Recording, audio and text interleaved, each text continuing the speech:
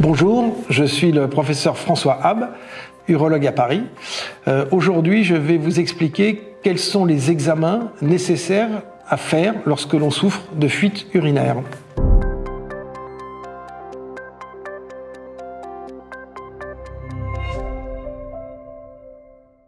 Lorsqu'on souffre de fuite urinaire, la première des choses pour le médecin, c'est d'établir un diagnostic. Alors pourquoi ? Parce qu'il y a plusieurs manières de perdre ses urines. Il y a plusieurs mécanismes. Il n'y a pas une seule manière d'avoir des fuites urinaires. Soit ce sont des fuites urinaires aux efforts, quand on tousse, quand on éternue, quand on fait du sport, parfois simplement quand on marche. Soit ce sont des envies pressantes, intempestives, et on n'arrive pas à se retenir. L'envie d'uriner survient d'un coup, et on doit absolument s'y soumettre et se précipiter aux toilettes. Alors votre médecin va bien sûr recueillir un maximum d'informations en vous interrogeant. Il est donc important pour vous de préparer cette consultation en essayant d'identifier de manière assez précise les circonstances dans lesquelles surviennent ces fuites. Vous aiderez beaucoup votre médecin en faisant cela. Votre médecin va également recueillir des informations en vous examinant. C'est un examen des parties génitales, gynécologiques, pour voir comment est positionnée la vessie, comment fonctionne ce qu'on appelle le périnée, donc les muscles qui emballent le vagin. Donc c'est la deuxième partie pour recueillir les informations, la deuxième partie de la consultation. Et bien sûr, il va vous prescrire des examens. Les examens sont finalement assez simples et ne sont pas systématiques. On peut estimer qu'à peu près un tiers des malades peuvent être traités d'emblée sans avoir recours à des examens complémentaires. C'est donc uniquement sur le recueil des informations que vous délivrerez et sur l'examen que le médecin va se baser pour mettre en œuvre un traitement.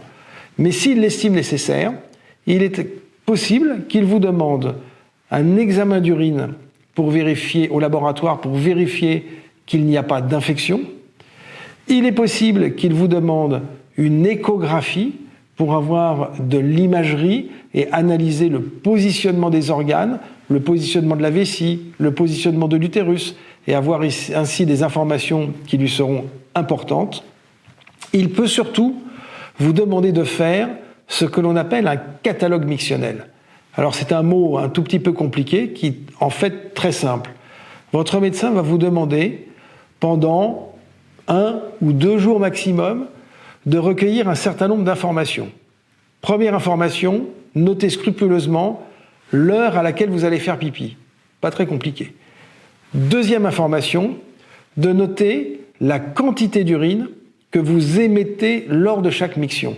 Alors c'est plus compliqué bien sûr d'obtenir cette information et donc il va vous demander d'utiliser un verre mesureur et que vous fassiez pipi dans ce verre pour noter le volume de chacune des évacuations. Et puis il va vous demander aussi les circonstances pour lesquelles vous êtes allé faire pipi. Soit ce sont des mictions dites de précaution, c'est-à-dire vous n'avez pas envie de faire pipi, mais vous dites tiens, avant de sortir chercher le pain, je préfère vider ma vessie. Soit ce sont des mictions précédées d'une envie, soit ce sont des mictions faites dans l'urgence. Et bien sûr, la signification n'est pas la même en fonction de ces 3 événements.